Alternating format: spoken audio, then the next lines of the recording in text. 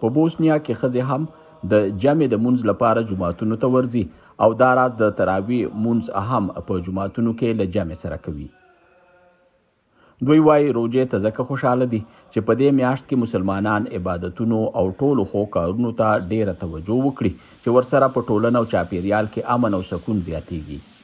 Ramazan je sveti mjesec za muslimane u kojem mi pored په روژه کې موږ ښو کارونو ته ځکه ډېره توجه ورکوو چې زموږ له عقیدې سره سم به په دې کې موږ ته څو چنده زیاتې نیکیانې راکول کیږي. د مثال په توګه روژه کې موږ ډېر خیراتونه ورکوو، له خلکو سره د سختې رویې نه ډډه کوو او هر چا سره په نرمۍ او ښو اخلاقو چلند کوو.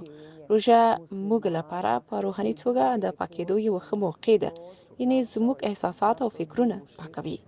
onom što osjećamo iznutra. بوسنیا او هرزګووینا په مشرقي یورپ کې پروت هیواد دی چې اکثریت خلک یې مسلمانان دي. د دې هیواد په سر ښار سرایوو کې د توپ په ډز د روژې د میاشتې ځانګړي مراسم پیلېږي.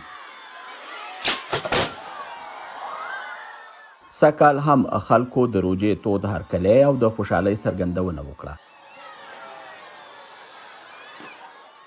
دا راز د سرایوو ښارواله وایي چې د دې لپاره په ټول کال کې د روژې میاشت ډیره خوندوره وي. د ښاروالۍ په حیث زما لپاره دا میاشت داسې وي چې پکې ماته له سرایو د مینې او یووالي بوی راځي. په دې میاشت کې د دې ښار خلک هغه ښکلی دود جاري ساتي چې موږ ته له پیړیو راهیسې راپاتې دی.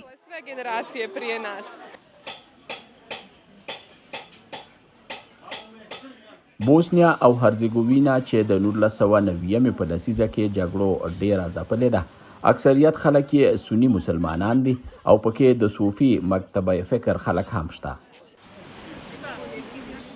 د خواوشا نورو هیوادونو په څیر بوسنیا او هرزګووینا هم د عثماني سلطنت د واکمنۍ لاندې پاتې شوې چې پکې اوس هم د هغه وخت تاریخي آثار شته. أشهد أن لا إله إلا